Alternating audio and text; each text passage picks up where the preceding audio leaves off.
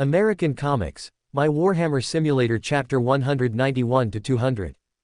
Whoosh, whoosh, whoosh. The rapidly spinning Mjolnir carried Thor's large frame across the sky. As the only one with the ability to fly, he was the reconnaissance member of the four-person team. At this moment, Rorschach, driving the Terminator armor, and Iron Man David, carrying a large amount of ammunition, hurriedly stepped across the thick snow above the ground. They had already passed through a large forest and entered a hilly plain with undulating terrain. They were rushing towards their target location according to Wang's guidance. Between Iron Man David's metal arms, the slightly chubby Wang was firmly folded like a piece of cargo.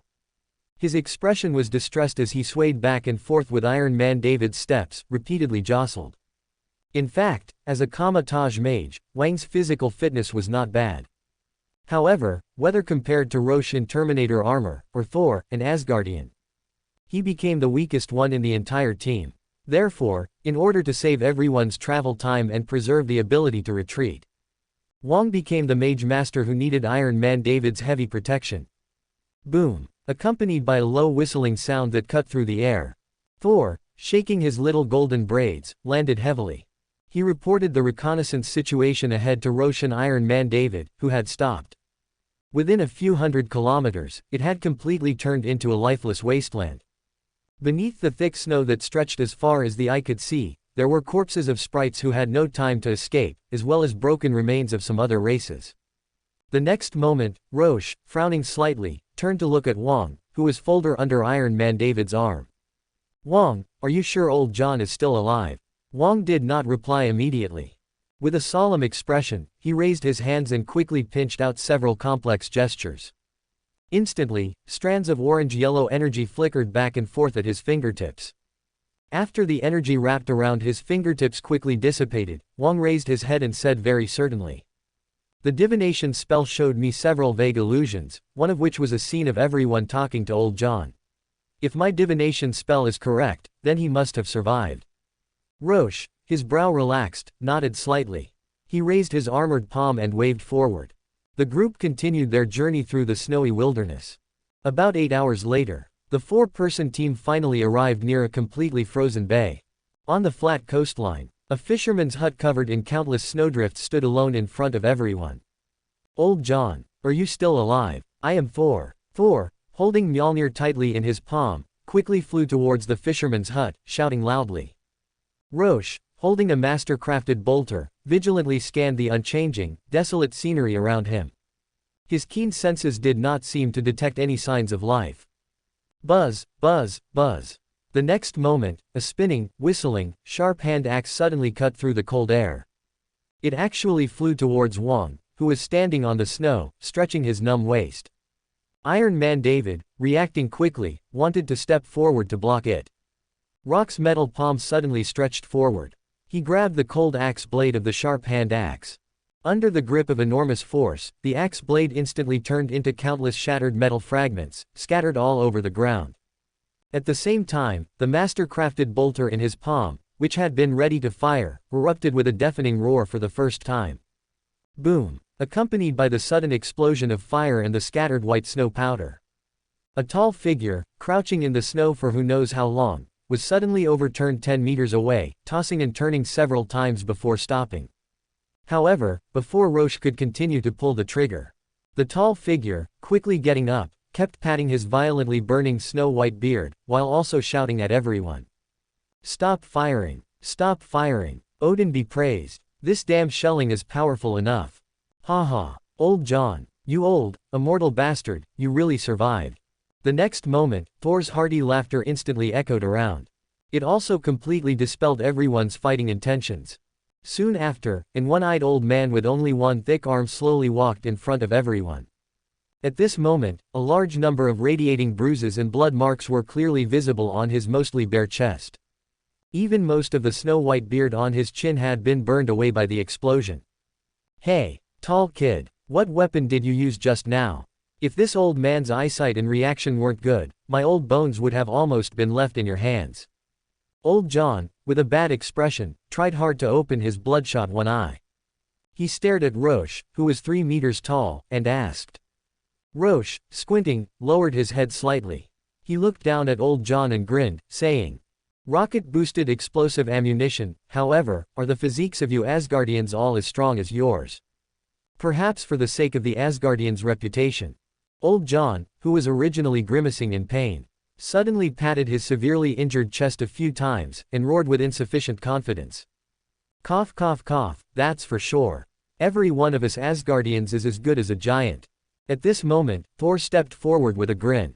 He glanced at old John's injuries and shook his head at Rorschach, saying, "Brother Rorschach, don't listen to his nonsense. The power of your weapon is more than enough to deal with Asgardians. Old John is no ordinary veteran. He is one of the few special arms in the Asgardian Legion, a berserker. These old guys, who are much more proficient in melee combat than ordinary soldiers, have honed an extremely powerful combat physique through hundreds of years of brutal fighting. Hey, old John, did your defense runes break down?" As soon as Thor finished speaking, old John, who was blowing his beard and glaring because Thor had revealed the inside story, said, "Damn Thor, why are you talking nonsense? Also, as the Prince of Asgard, why are you only coming back now? Do you even know what that damn brother of yours, Loki, has done? I was exiled to Midgard by Odin and just came back. Old John, has the frost giant race invaded again?" Thor shook his head and sighed. He asked old John, "Although I don't know what changes have taken place inside Asgard, the powerful treasure that can envelop one of the 9 realms, Alfheim, completely change the climate, and massacre countless sprites, I'm afraid only that ancient artifact stored in Asgard, the Frost Giant's trophy, the Casket of Ancient Winters, can possess such terrifying power." Old John, his one eye wide open, said to Thor with a solemn expression. However, just as Rorschach, who was standing aside, wanted to inquire in detail. Rumble, accompanied by a series of loud rumbling sounds caused by the cracking of thick ice. One by one, frost giants as tall as 5 meters suddenly channel out of the broken sea. They waved huge weapons made of hard ice, launched a fierce raid on the crowd on the coast. Caw, caw, caw. The servo-mechanical arm at the rear of the power backpack made a mechanical turning sound. The fire control system, following Rock's thoughts, instantly captured one conspicuous target after another. The next moment, the firepower array composed of 3 bolters spewed out a terrifying tongue of fire towards the frost giants who were ride the waves. Boom, boom, boom. Countless bolter explosions instantly enveloped a large frost giant, splashing out pieces of giant flesh shaped like ice. At the same time, Rorschach turned his head and shouted loudly at old John, who was preparing to fight. "Old John, right, don't get entangled in the fight. We are here to stow away to Asgard. You should have said so earlier." Old John gritted his teeth and widened his one eye. He immediately shouted at Thor, who had clenched Mjolnir. "Thor, the fisherman's hut. The boat for stowaways is under the hut." At this moment, Thor, who had suddenly raised Mjolnir, had traces of dancing electric light overflow from his eyes. Countless thick, dark clouds quickly gathered over the coast. Crackle. One after another, thick lightning bolts like thunder snakes fell in the blink of an eye, continuously blasting apart the huge bodies of one frost giant after another. The next moment, Rorschach, who had no time to change the ammunition of the firepower array, took a deep breath of the cold air. He carried the phase sword, drove the Terminator armor and launched a charge towards the remaining dozen frost giants in front. Dong, dong, dong. As the distance between the two sides approached, the frost giants, roaring, vigorously waved the crude weapons condensation from ice and slammed them towards the top of Rock's head. Rorschach, expressionless, wielded the phase sword with one hand. Caw! He easily cut off the opponent's ice weapon. At the same time, the huge blade of the phase sword also embedded itself into the opponent's chest and abdomen, hacked downward with unparalleled smoothness. Before the frost giant in front could cover the wound and let out a painful roar. Boom! The master-crafted bolter from Rock's other palm blasted apart the opponent's ugly head with unparalleled precision. Crash! Handfuls of powdery ice dross scattered on Rock's face and Terminator armor, gradually melting into droplets of cold blue liquid. Rorschach, with cold eyes, felt nothing about this. He quickly turned his eyes and aimed at the position of the next frost giant. A few minutes later, when the last frost giant was cut into countless shatter ice cubes by Rock's phase sword, the coast, where the ice had broken, completely fell into the tranquility of the past. Rorschach, slowly exhaling a breath, casually hung up the master-crafted bolter. He raised his armored palm and gently touched the small wounds on his face, which were low temperature burned by the frost giant's blood, and couldn't help but twitch his eyebrows. "David, bring me my helmet." Roche, with a helpless expression, turned his head and shouted at Iron Man David, who was standing in place protecting Wong. Now it seems that without an iron halo, it's better not to learn from those space macho men who don't wear helmets. Splash, crash. Before long, old Johann's fisherman's hut had been forcibly demolished into a pile of rubble by the reckless Thor. Old Johann, who didn't have time to feel sorry for the disappearance of his only dwelling, hurried forward. With his only remaining arm, he clawed away the shattered wooden debris and lifted up the heavy wooden planks covering the ground. At this moment, a narrow wooden boat, 15 meters in length, was completely exposed to the frigid air. Humping and puffing, old Johann beckoned to the embarrassed Thor, helping him lift out the wooden boat whose hull was engraved with numerous runic symbols. Afterward, he picked up a piece of tattered armor and a weapon staff that continuously flickered with silver light from inside the wooden boat. Facing the familiar weapons and equipment, a trace of reminiscence seemed to flash across old Johann's one eye. He muttered to himself, "I never thought that I would have the day to put on the berserker armor again." Just then, Thor, his expression turning solemn, stepped forward. He stared at old Johann, who was lost in his past memories, and said in a deep voice, "Old Johann, this is a one-way ticket. You only need to take us to the edge of Asgard.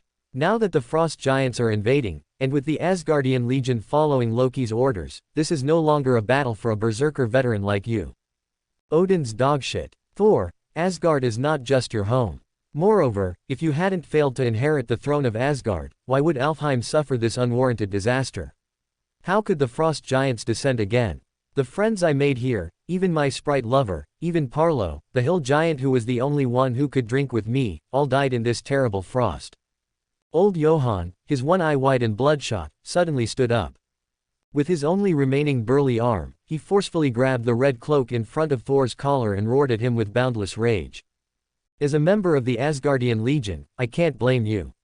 After all, you fool, you know nothing about this. But you can't deprive me of my right to revenge.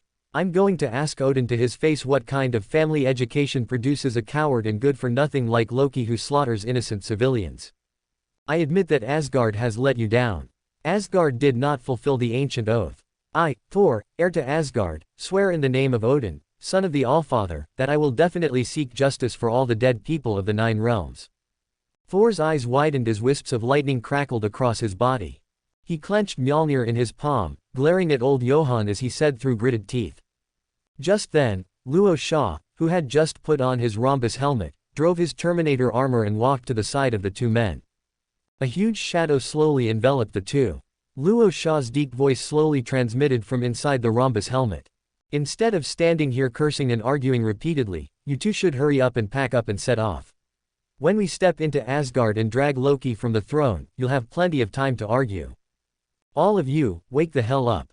As soon as he finished speaking, old Johann turned his head, glanced at the Terminator armor, and grinned. He took a deep breath and slowly released his calloused hand that was grabbing Thor's cloak without saying a word.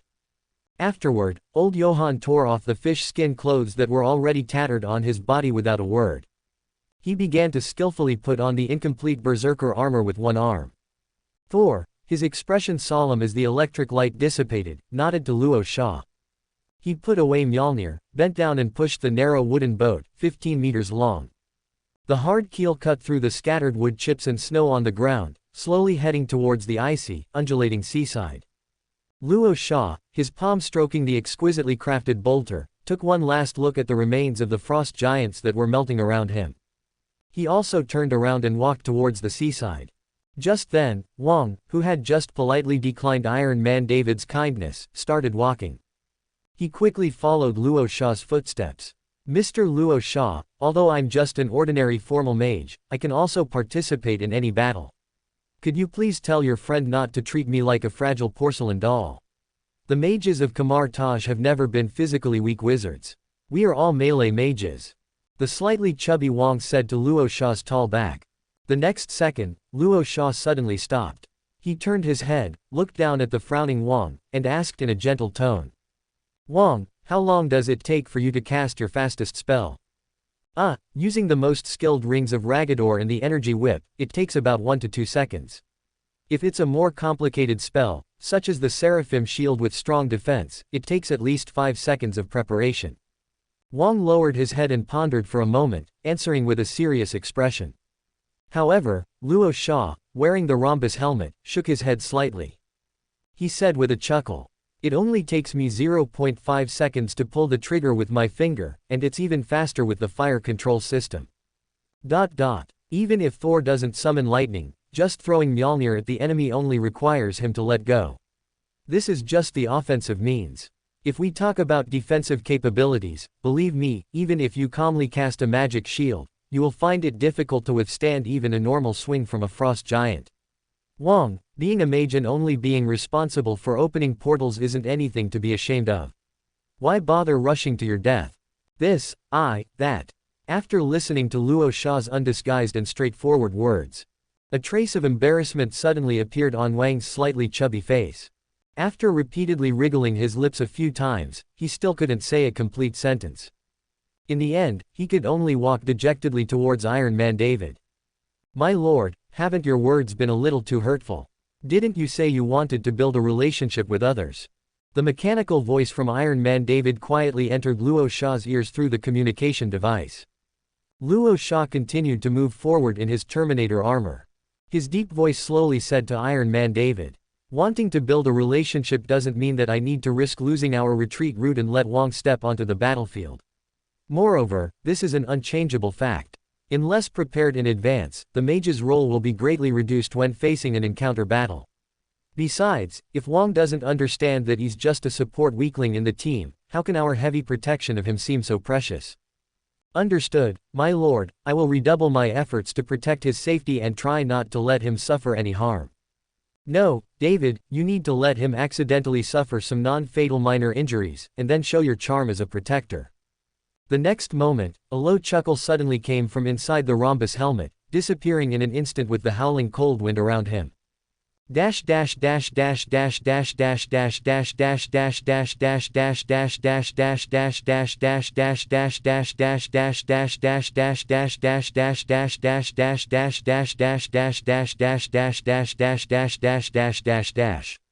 Bang, bang, bang. Countless runic symbols engraved on the hull of the ship emitted a faint glow. The hard keel of the narrow wooden boat constantly crushed countless shattered white ice floes in front of it. This special vehicle, a mixture of Asgardian mysterious magic and unknown technology, was under the skilled control of old Johann, who was wearing red armor. Like a giant arrow released from a bowstring, it quickly sped across the dark blue sea surface, which was constantly rising with wisps of white mist, along with the howling cold wind that constantly swept past. Everyone curled up in the low cabin, subconsciously grabbing the edge of the wooden boat or the wooden partition under their buttocks. Even Thor had to work hard to stabilize his tall body, which was constantly tilting backward. As for Luo Sha, whose size and weight were both top-notch, he even needed to lie slightly flat in the middle of the narrow wooden boat. Only then could he barely avoid causing the balance problems of the entire wooden boat. Luo Sha, wearing the rhombus helmet, stared at the dim sky in front of him through the eyepiece, which seemed to have never changed. He seemed to hear the words that old Johann had just said to everyone echoing in his ears. In fact, the so-called smuggling is to quickly pass through the special passage, time cave, that connects the two worlds. Because these naturally existing space passages do not know when they will appear and disappear. Only the most experienced and veteran helmsman can have the eyesight and skills to distinguish the time cave. Otherwise, once there is a slight error in the coordinates during the smuggling process, the lighter consequences being thrown by the time cave into an unknown corner of the distant universe. More seriously, even the time inside the passage will have a terrifying shift. Of course, according to old Johann, this is just a legendary story circulating among the helmsmen and the smugglers, just to highlight the importance of the helmsman. Just then, the loud roar from old Johann's loud voice penetrated the howling cold wind. While echoing in everyone's ears, it also interrupted Luo Sha's divergent thoughts. "Dear passengers, hold on to the wooden boat structure or anything around you. We are about to reach the first entrance to enter the time cave. Odin's dogshit above. Why are the damn frost giants here again? There's no way they could know the specific location of the time cave. For the sake of the safety of our smuggling process, lads, Get up and get to work. As old Johann's words quickly dissipated. In the sea area around the rapidly moving narrow wooden boat. One by one, frost giants controlled huge dark blue ice boats. They flew quickly through the surging and restless waves, surrounding everyone from all directions. Extremely huge ice cones were being condensed from the palms of a large number of frost giants. They were about to launch a terrifying ice cone bombardment against the narrow wooden boat. Whoosh whoosh whoosh. Thor, constantly waving Mjolnir, instantly left the position of the wooden boat and flew into the dark sky above. Immediately afterward, countless terrifying lightning bolts that were constantly leaping and flashing suddenly flickered in the heavy clouds. A large number of winding and leaping lightning bolts repeatedly struck down towards the nearby sea. At the same time, Luo Sha, who had suddenly straightened up the upper body of his Terminator armor, had already manipulated the servo-mechanical arm to quickly deploy the firepower array. David, immediately set up the heavy lumbering gun. Execute fire support. Don't let any ice cones fall on the boat. Don't worry, my lord, I guarantee the completion of the mission. Chapter 193, For the Glory of Asgard. Boom boom boom. Rapidly rotating explosive rounds spewed forth from the firepower array controlled by the servo-mechanical arms. The ensuing tremendous roars even temporarily suppressed the howling sea wind and the surging waves. Dozens of frost giants, still in the process of condensing massive ice cones and controlling the direction of their gigantic ice ships. In the blink of an eye, they were torn into piles of scattered ice and flesh by the explosive firelight formed by countless rounds.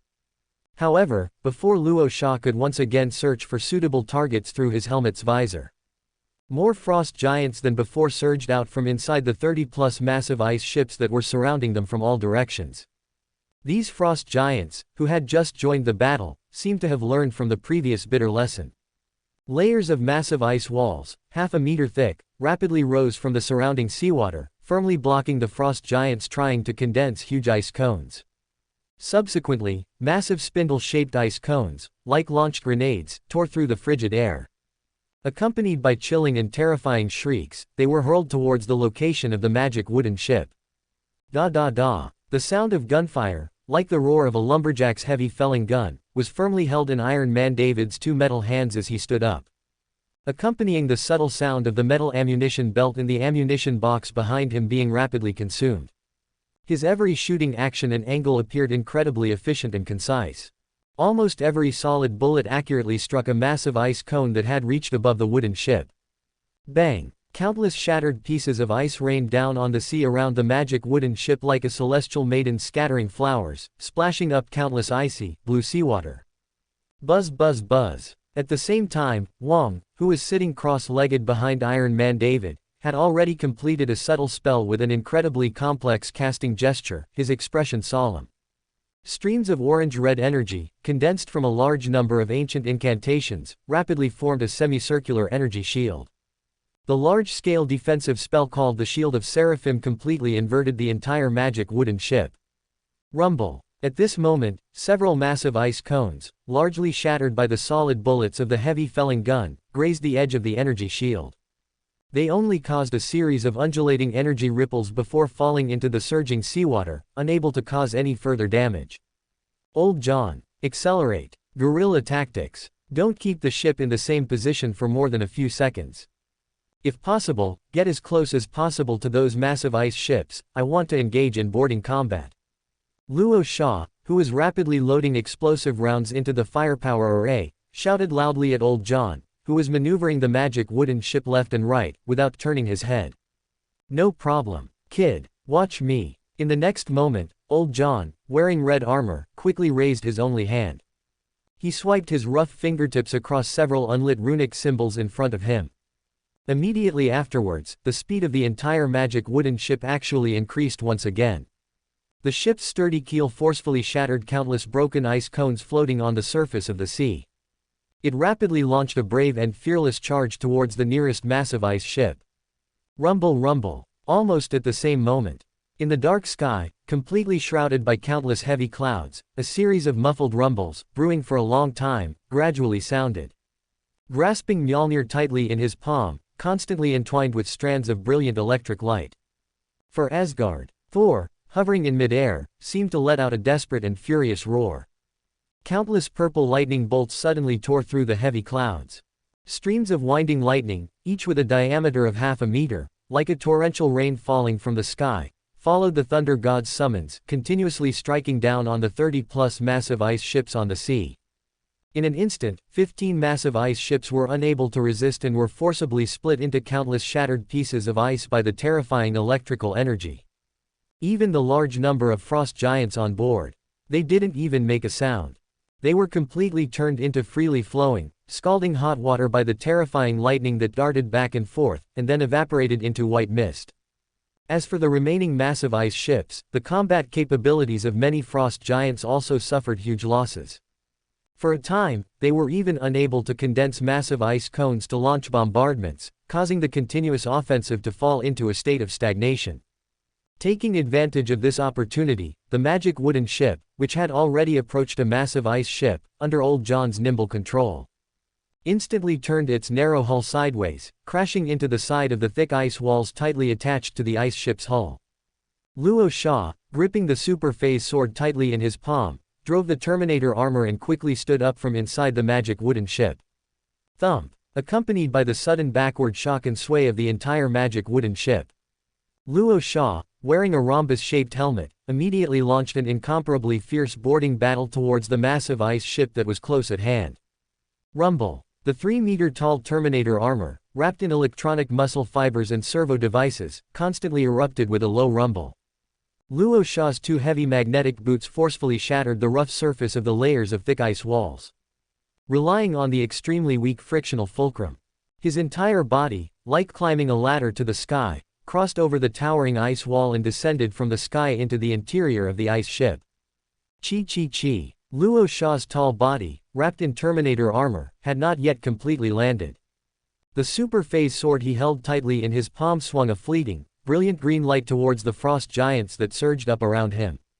In an instant, 7 or 8 frost giants who had just gathered around and had not yet raised their frost weapons suddenly stopped any movement. Subsequently, their upper bodies slowly slid down towards the deck, and were completely split in two.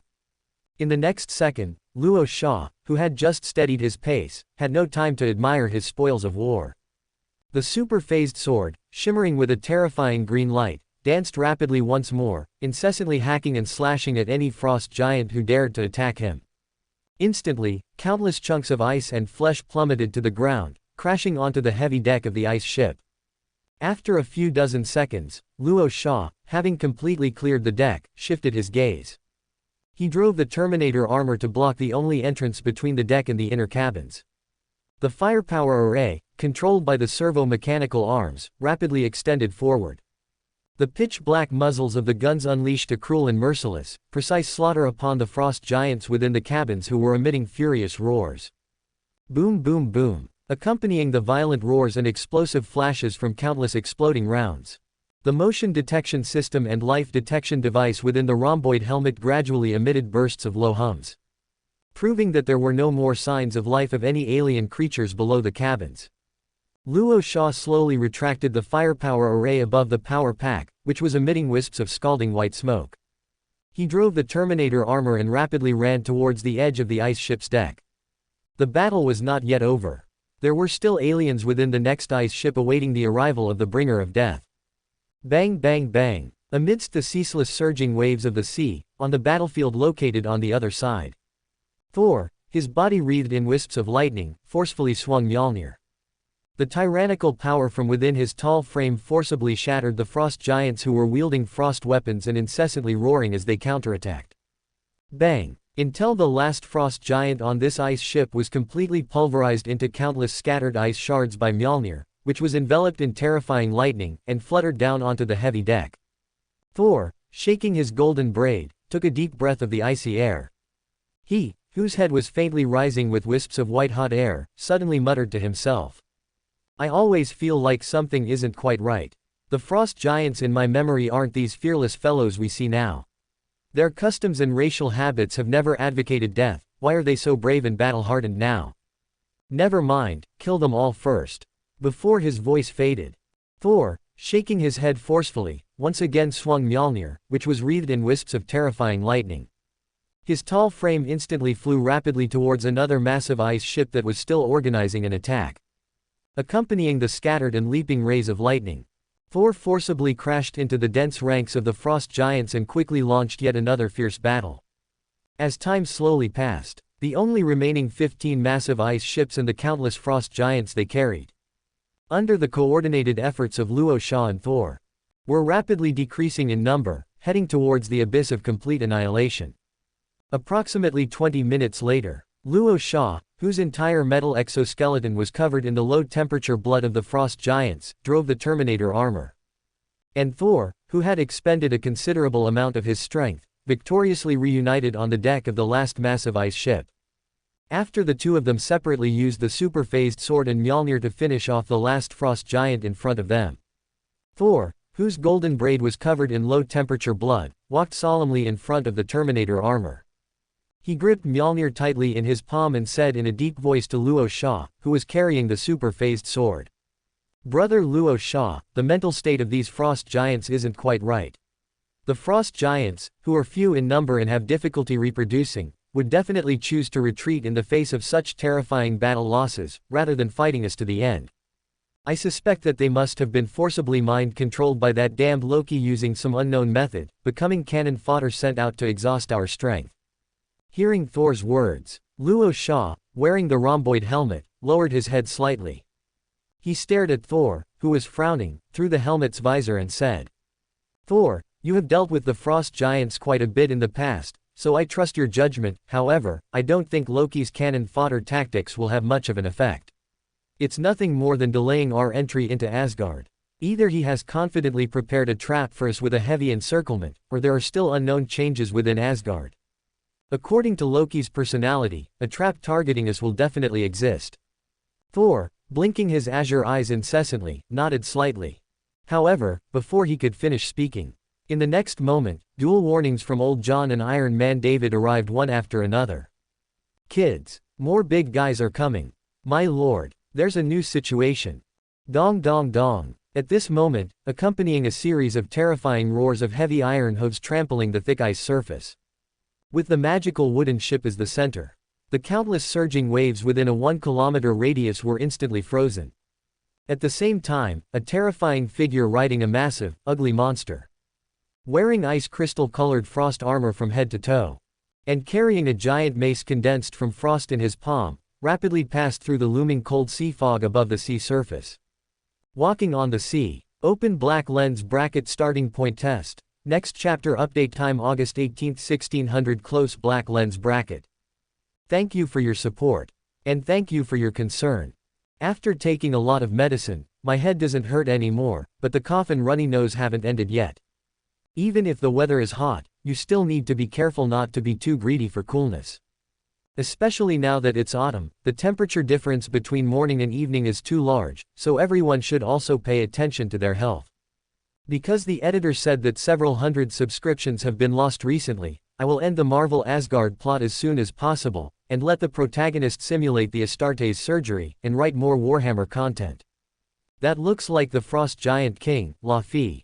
He is the most powerful of the Frost Giants. Brothers, be careful. We'd better team up to deal with him. Thor, his expression grave, couldn't help but widen his eyes.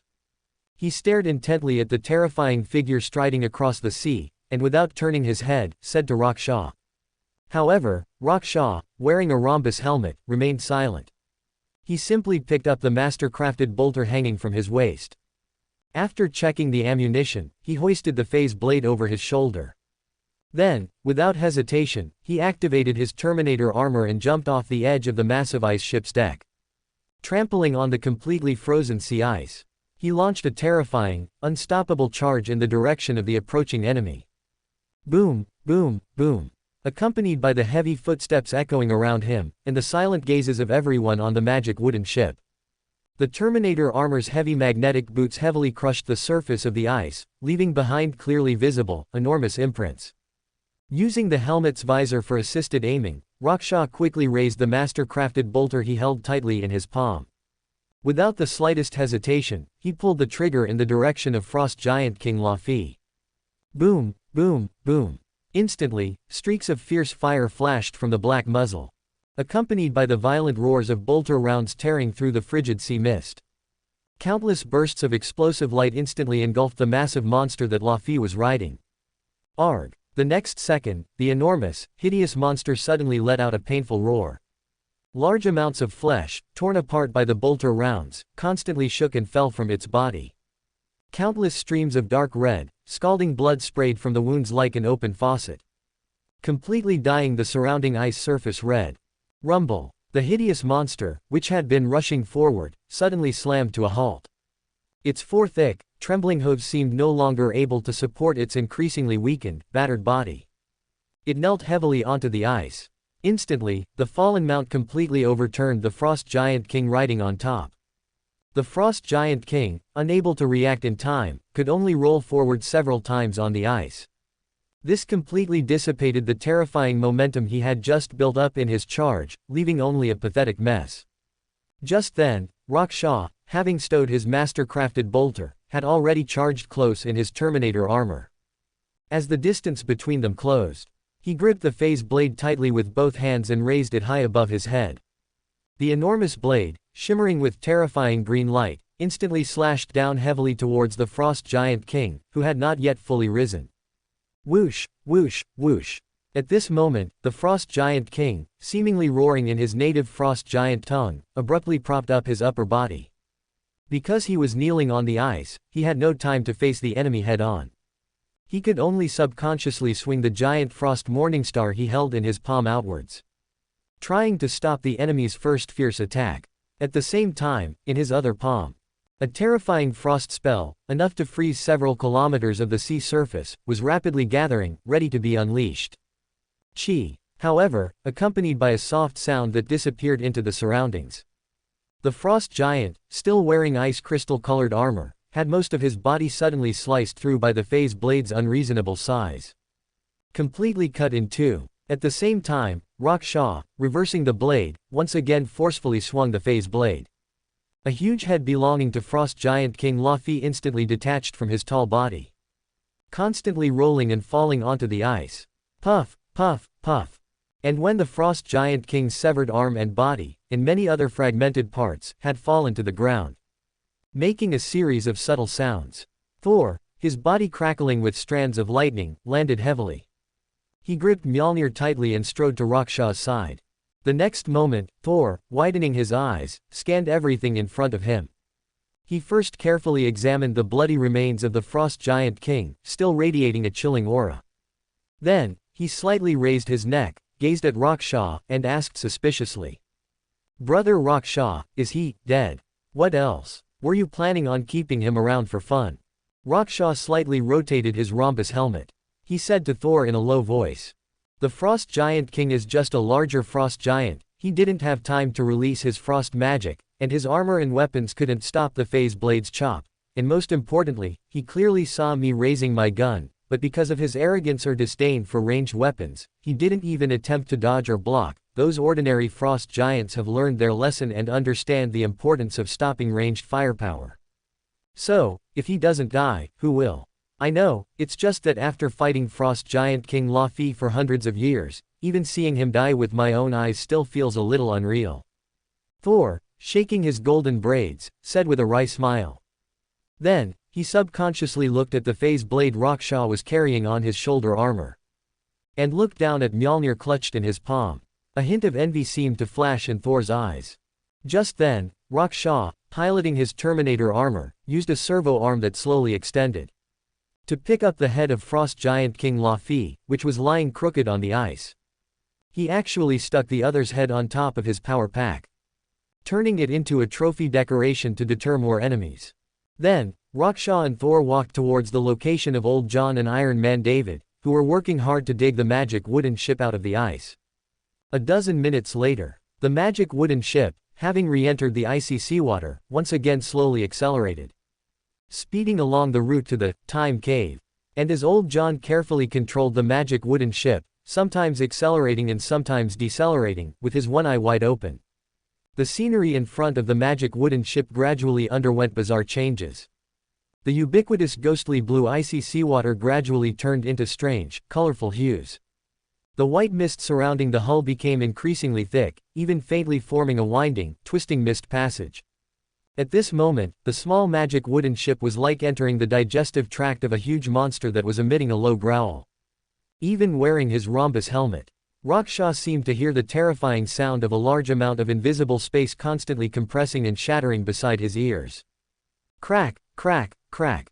And faced with this bizarre spectacle, naturally forged by the cosmic environment, Rorschach, unable to help but take a deep breath, subconsciously clenched the thick hilt of the phase blade. He never liked these kinds of strange places that completely entrusted one's fate to luck. As time passed, just as Rorschach's sense of time began to feel a little distorted, the slowly accelerating magic wooden ship suddenly broke into a layer of thick white mist. At the same time, a majestic city standing against the backdrop of the cosmic starry sky was presented to everyone for the first time. Asgard had arrived. Unfortunately, Rorschach, who came from the future, and Iron Man David didn't get to see it. And Wong, with his eyes wide open, carefully admired the magnificent scenery of Asgard presented before him. Suddenly appearing in midair, the magic wooden boat, wrapped in wisps of thin white mist, plunged rapidly towards the ground below. Boom boom boom, accompanied by a series of continuous collision sounds.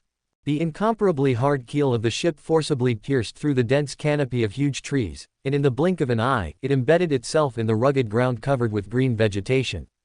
If the people sitting inside the wooden boat weren't all extraordinary, and hadn't reacted quickly to firmly grasp the overall structure of the magic wooden boat, they would have probably been thrown out completely by the sudden change in gravitational acceleration. Only then did the wisps of white mist surrounding the magic wooden boat slowly dissipate.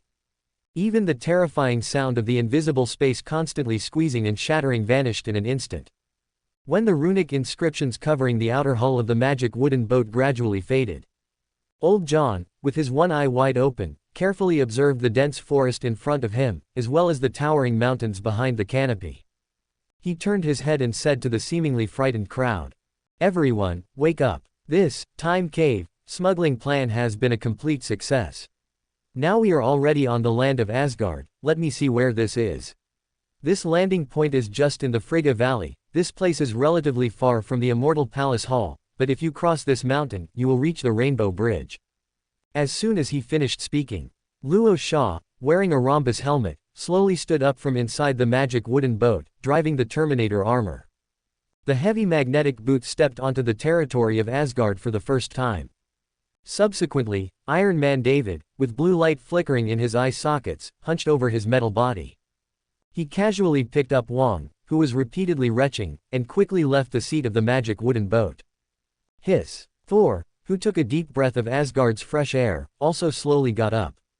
With a solemn expression, he said to Old John, who had just propped up his strong body with a silver cane, "I have repeatedly thought about it along the way. I need to obtain the command authority of the Immortal Palace Guards as soon as possible, and at the same time seek more help from friends or my mother." A total of 10,000 Asgardian troops have been divided into 10,000 man teams stationed in the 9 realms, so even if Loki, who usurped power, is thinking about the Immortal Palace throne, he would not dare to completely recall all the 1,000-man teams. In a short time, we will at most have to face 2,000 people, that is, an Immortal Palace Guard responsible for guarding the Immortal Palace and the 1,000-man team withdrawn from Alfheim. If I can successfully obtain the support of the Immortal Palace Guard, then I can greatly weaken the armed forces in Loki's hands. Moreover, I believe that Loki must have obtained a powerful treasure that confuses the mind from the Allfather's Immortal Palace treasury, so that he can manipulate the Frost Giants to become his cannon fodder. Otherwise, the Frost Giant King Laufey would definitely not obediently listen to Loki's orders to come and die. At this moment, Thor, who returned to Asgard, seemed to have regained the intelligence of being an Immortal Palace prince and a commander. His clear and logical words not only made Old John's mustache tremble with a smile. Even Rorschach, wearing a rhombus helmet, stopped his movements and looked at him with admiration. Perhaps, Thor, the god of thunder, is not just a reckless man who can only wield a hammer. He is just used to using muscles and thunder to solve any problems in front of him. However, when the above-mentioned abilities temporarily lost their effect, Thor also began to turn his brain, which seemed to have not been running for hundreds of years. At this moment, Old John, holding a silver cane tightly in his one-armed hand, wearing broken red armor, stepped forward. He stared deeply at Thor with his only remaining eye. Then, old John, with a smile on his lips, turned his gaze. He looked at Luo Sha, who was searching for ammunition and replenishing the firepower array from the many supplies brought by Iron Man David. Hey, boy Luo Sha, old man, I thank you for killing the Frost Giant King for the sake of the Nine Realms. You are indeed a Midgard warrior that Thor has always praised. You are so decisive when chopping enemies. Are you interested in coming with me? There are still many retired Berserker veterans in Asgard, although I don't know how many are still alive today, and how many are willing to fight for this moment, but we can never have too many people. As soon as old John's words fell, Luo Sha, who was slightly bowing and manipulating the servo-mechanical arm, constantly loading more explosive bullets into the firepower array, turned his rhombus helmet. He said to everyone in a low voice, I have a simpler plan here for the time being. I can tell everyone about it. Thor should still strive for the command authority of the Immortal Palace Guard, and old John should also try to search for retired veteran manpower. I will attack the Immortal Palace alone, attracting the attention of Loki and all the Immortal Palace soldiers, and engage in a war of movement with them. If Thor cannot obtain the command authority, or old John cannot find enough people, then directly search for Loki's whereabouts. As long as Loki dies, I think any magic will completely fail, right? Now the only question is, Thor, are you really ready to kill your brother with your own hands? I'm not worried about old John, but don't you fail on the spot. At this moment, Luo Sha, who had completed the filling of the firepower array, drove the Terminator armor to move forward. He lowered his head and checked the exquisitely crafted explosive bullet gun hanging on his waist. The super phase sword, filled with terrifying green light, was firmly absorbed on the back of the power backpack. Luo Sha stared at Thor, whose expression gradually became solemn, through the helmet visor. He said in a calm tone, Thor, actually, I really don't care about Loki's life or death. Even if your counterattack plan completely fails, I can just turn around and withdraw to Midgard, and accelerate the preparation for a series of wars to resist the invasion. As for the explosive soldier plan, my technocrats are quite fanaticism. And after listening to Luo Sha's cold words that seemed to carry no personal emotion, Thor, with a solemn expression, blinked his azure blue eyes a few times. He took a deep breath and was about to express his determination to Luo Sha solemnly. Pa pa pa. The next moment, accompanied by a crisp applause and a low laugh, the huge phantoms completely condensed from crystal green light actually completely shed their initial disguise. The tall trees surrounding the crowd quickly disappeared, revealing the true scene after the clearing of the site. At a position about 1,000 meters away, Asgardian warriors, wearing dark golden armor and horned helmets, neatly surrounded all the directions from which the crowd could evacuate with a combat formation. Sharp war spears protruded forward, firmly aimed at the enemies in front. Whir, accompanied by the huge sound of armor colliding. The Asgardian warriors at the forefront of the combat formation raised their round shields and long swords flashing with energy light, ready to respond to the impending crisis at any time. At the same time, floating airships suspended above the ground. Floating airships, larger in size and shape than the magic wooden boat, also quickly turned the long-range weapons installed on them. The narrow, dark muzzle aimed at the crowd, ready to fire. My foolish brother, I really missed you. A faint taunt from Loki slowly sounded, echoing in everyone's ears. The countless illusions shrouding the surrounding environment completely dissipated. In his palm, he held a bizarre, eyeball-like orb of swirling purple energy. In his other hand, he tightly gripped the eternal spear, symbol of Asgardian royalty. Loki, clad in a green battle robe, slowly revealed his slender, frail, and tall figure at the forefront of the Asgardian battle line. However, before he could display a mocking smile on his face and boldly reveal his series of conspiracies to the crowd, along with the reason why he had ambushed them here in advance. Boom boom boom, accompanied by the rapid rotation of the servo-mechanical arms. The firepower array located above the Terminator armor instantly erupted with a terrifying roar. In an instant, Loki, his face drastically changing, was torn apart on the spot by the explosive fire of the burst cannons. However, wisps of emerald green energy rapidly dissipated, proving that it was merely a realistic illusion conjured by magic. Immediately following, Asgardian soldiers at the front of the battle line were successively shattered by the storm of burst cannons, forcibly blasting a massive gap in the entire formation.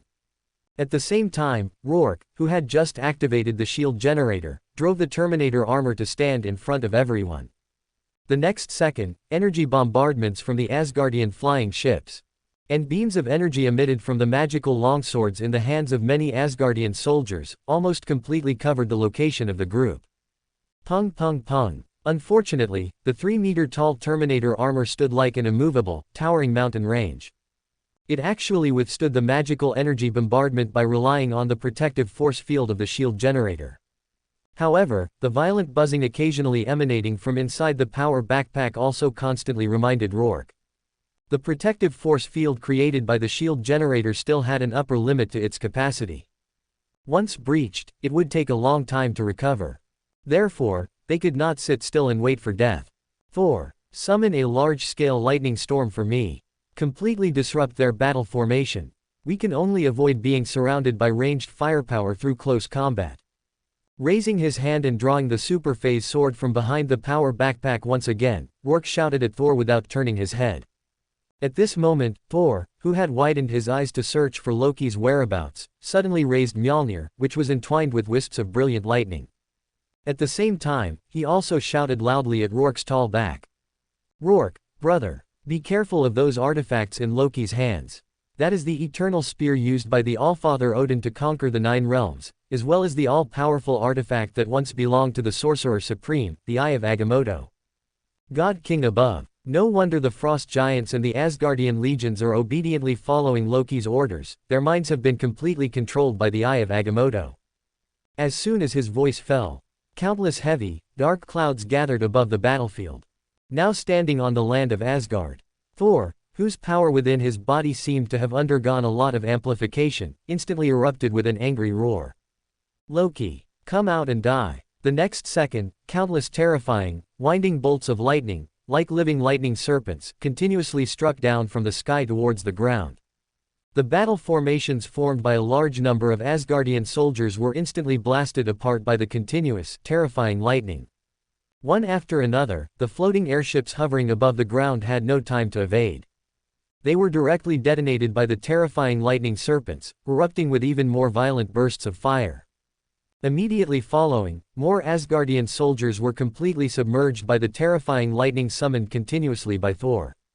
They either became piles of charred humanoid figures emitting a scorched black smoke, or fell into unbearable, fatal injuries, completely losing their ability to fight. For a time, even the energy beams covering the crowd's position became much sparser. Seizing the brief opportunity, Rourke immediately drove the Terminator armor to launch a charge towards the disrupted battle formation. The super phase sword tightly gripped in his palm danced back and forth once again. At this moment, Rourke, who had charged into the enemy's formation, was like a terrifying Grox beast entering a flock of frightened sheep. Every time he swung the super phase sword, a large number of Asgardian soldiers were completely cut to pieces as easily as chopping vegetables. However, the Asgardian soldiers, whether in terms of physical fitness or combat experience, were ultimately more powerful alien life forms than ordinary humans. After experiencing the initial panic, the battle-hardened soldiers actually quickly adjusted their formations, wanting to gradually figure out Rourke's fighting style, and attempt to encircle Rourke's maneuvering steps by stacking up a large number of personnel. Pung! One after another, sharp-edged magical longswords, wrapped in energy radiance, left deep scratches on the Terminator armor's cerametal shell. Close combat weapons with mysterious magic enhancements were still not comparable to power weapons. However, they also caused some trouble for Rourke's attack. The swift Rourke kept waving his huge metal fist clenched tightly, hammering the horned helmets of Asgardian soldiers directly into their chests. The next second, his super phase sword, swept horizontally with force, slashed open the powerful bodies of dozens of Asgardian soldiers wrapped in dark gold armor, forcibly cutting all the enemies in front of him in half. At the same time, the firepower array, having exhausted its ammunition, was repeatedly lifted by the servo-mechanical arms. It was constantly waved at those Asgardian soldiers who were regrouping, preventing them from approaching the blind spots behind the Terminator armor. Although Thor had clearly informed Rourke, these Asgardian soldiers were all puppets whose minds had been controlled by Loki. But facing these soldiers who kept surging up around him, Rourke, having entered a state of combat, had no intention of showing mercy. Between battlefields, any slight hesitation would pose a fatal threat to him. Chi. At this moment, a realistic illusion, condensed from strands of crystal emerald energy, quietly emerged. Loki, wielding the artifact, actually revealed his slender figure on the battlefield once again. He grinned hideously and sprayed a beam of terrifying golden energy from the eternal spear. It blasted towards Rourke's tall back. However, Rourke, who had already captured a trace of abnormality through the life detection system inside the rhombus helmet, quickly turned around to evade. He suddenly picked up the custom burst cannon hanging on his waist and pulled the trigger in the direction of Loki. Boom boom boom. The violent roar from the burst cannons once again resounded throughout the entire battlefield, accompanied by the constant flashing of emerald green energy. The realistic illusion that had suffered the burst cannon bombardment shattered once again, and Loki's figure reappeared on the ground not far away. His expression distorted, he stared grinningly at the tall figure heavily covered by the Terminator armor, and said in a cold tone, "Foolish mortal, your weak weapons have no effect on me. I will torture you to death little by little. Let my damned brother be heartbroken by the death of his friend. However, if you kneel down and beg for mercy, I can reluctantly forgive your disrespect towards the god King Loki." However, Rourke, who had casually killed a large number of Asgardian soldiers, was not afraid of this threat at all. He just slightly raised his rhombus helmet. His low voice instantly transmitted to Loki's ears. "Loki, I'm going to use your skull as a bowl, idiot. I was just attracting your attention." As soon as Rourke's voice fell. At this moment, Wong, who had already listened to Rourke's order and prepared for a long time, used a powerful spell to play the best supporting role. One after another, the crimson bands of Sidorak, emitting orange-red energy, suddenly leapt up from the soil beneath the ground, and quickly wrapped around Loki's slender, frail, and tall body. Just with this mere mortal spell. However, just as Loki was planning to rely on the powerful power brought by the Eye of Agamotto to break free from the heavy restraints of the spell, and use the terrifying eternal spear to give these ignorant mortals an unforgettable lesson for life, a tall metal figure, almost traversing the battlefield and knocking over countless Asgardian soldiers, quickly approached Loki's back. Iron Man David, with blue light flashing in his eye sockets, suddenly raised the heavy logging gun he was carrying in his palm. He actually pulled the trigger on Loki's arm that had been holding the Eye of Agamotto. Bang bang bang, accompanied by a deafening roar of the wood chipper. Loki's miserable screams instantly echoed throughout the entire battlefield. "Ah, my hand," accompanied by Loki's miserable scream that echoed almost throughout the entire battlefield. His arm, severed at the elbow, along with the Aegir globe clutched in his palm, tumbled a few times in the air before plummeting rapidly towards the ground. A large amount of ice blue, low-temperature blood kept spurting from the jagged break. Even the scarlet chains controlled by Wong could barely restrain Loki, who was struggling incessantly in pain. "Ah, I will make you pay with your lives." Loki, about to break free from his restraints, scanned everything around him with blood-red eyes, like a ferocious trapped beast ready to devour its prey. Just then, Iron Man David, his eye sockets flashing blue, quickly stepped forward. One of his metallic hands scooped up the Aegir globe, still tightly grasped in the severed hand. Immediately afterward, the other metallic hand, having released the heavy lumbering gun, slashed through the air. It actually slammed heavily towards the Aegir globe, which resembled a purple eyeball. During his recent time with Wong, Iron Man David had not merely played the role of a protector.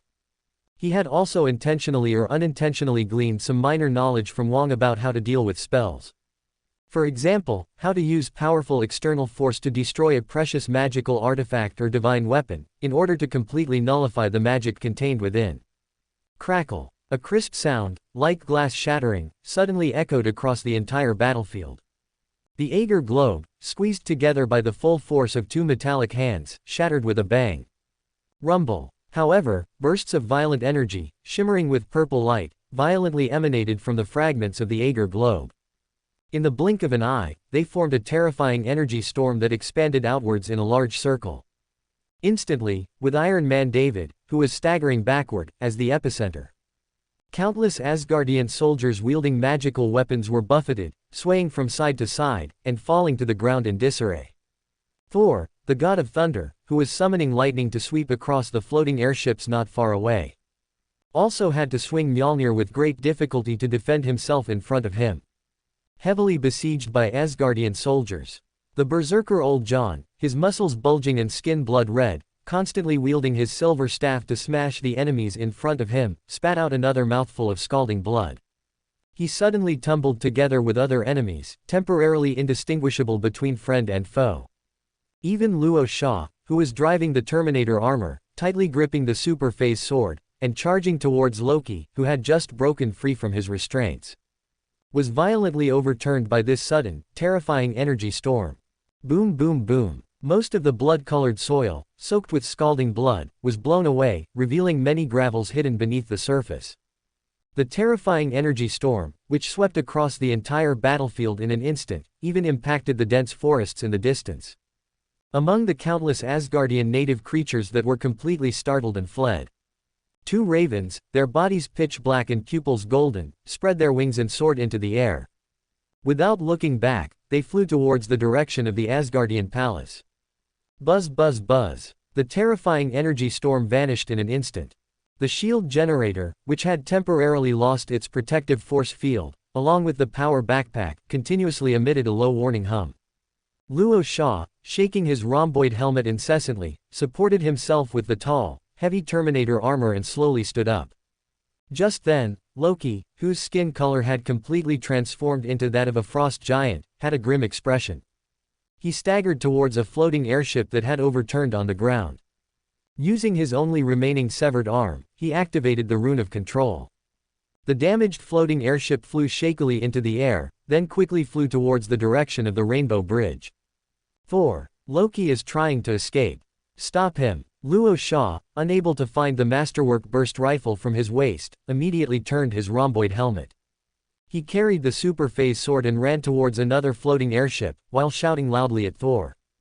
Thor, who had just recovered from the energy storm, widened his azure eyes. He gritted his teeth and stared at Loki, who was about to fly away in the air. Mjolnir, tightly grasped in his palm, swung once again. At the same time, his thick metallic fingers haphazardly touched the runes and accidentally activated the floating airship. Luo Sha also suddenly jumped into the airship. Then, without hesitation, he flew into the air, chasing after Loki. Boom boom boom. In the next moment, golden energy beams from the Eternal Spear continuously sprayed backward from the floating airship controlled by Loki. Luo Sha, who was controlling the floating airship and chasing closely, and Thor, who had flown into the air, had to make emergency evasions again and again. And it was during this brief gap that Loki's floating airship had reached the sky above the Rainbow Bridge. Thor. Blast him down. Luo Sha, driving the Terminator armor and standing inside the floating airship, suddenly raised his voice. He shouted at Thor, who was flying nearby, once again. As soon as Luo Sha finished speaking, accompanied by a dazzling flash of brilliant lightning, Thor, letting out a roar, charged into Loki's floating airship like a human cannonball, enduring the continuous bombardment of a golden energy beam. Boom. In an instant, the already dilapidated floating airship instantly exploded into piles of metal fragments. 2 tall figures, wrapped in the flames of the explosion, continuously rolled and fell rapidly downwards. Then, they crashed heavily onto the surface of the Rainbow Bridge, where countless magnificent energies converged and flowed. At the same time, Luo Sha, who had only fumbled around to start the ascent, had to use the traditional landing method for flying vehicles. He could only control the floating airship to crash directly onto the Rainbow Bridge before slowly stopping the flight. Thud thud thud. Luo Sha, gripping the super phase sword tightly in his palm, drove the scarred Terminator armor. He walked heavily towards Loki, who was crawling and squirming on the Rainbow Bridge. Thor, his red cloak tattered and barely supporting his upper body with Mjolnir, followed closely behind Loki like a persistent ghost. Occasionally spitting blood from his mouth, he would occasionally reach out a hand, wanting to grab Loki's legs, which were within reach. But because the injuries in his body were too severe, he always missed the target. Loki, my brother, surrender. The Allfather might forgive your sins. Thor, reaching out his palm once again, shouted hoarsely at the front. Foolish Thor. Damned Thor. Why do you always have to compete with me? From childhood to adulthood, you have the greatest combat achievements. You are also the protagonist of banquets and ceremonies. Even that damn Sif only likes you. Loki, whose sanity seemed to have descended into madness, crawled forward with a grim expression.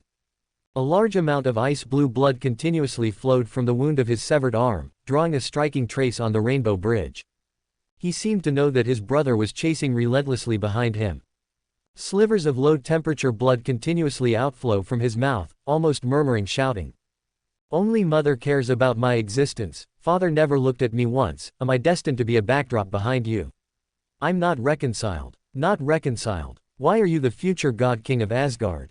Why can't I be, since you won't give it to me? Then I'll take it myself. I am the only ruler of Asgard. I am the great god king. God King Loki. Thud thud thud. Just then, accompanied by a series of dull, slow footsteps, a huge shadow slowly enveloped Loki's slender body. At the same time, a huge hand, heavily wrapped in a metal shell, grabbed Loki's head and suddenly lifted his entire person into the air. I already said, I'm going to use your skull as a bowl, dear Loki. In the next second, accompanied by the violent hum of countless electronic muscle bundles and servo devices bursting out from inside the Terminator armor, Luo Shaw's 5 metal fingers actually forcibly pierced into the inside of Loki's gradually shattering skull. Crack! 2 black feathered ravens, wings spread, soared swiftly into the uppermost reaches of the Celestial Palace's main hall. They entered the depths of a hidden stone chamber located within the Celestial Palace. The black feathered ravens, named Hugin and Munin, flew with agile and nimble movements through the air. They slowly settled beside a massive sarcophagus enveloped in a layer of energy shielding above.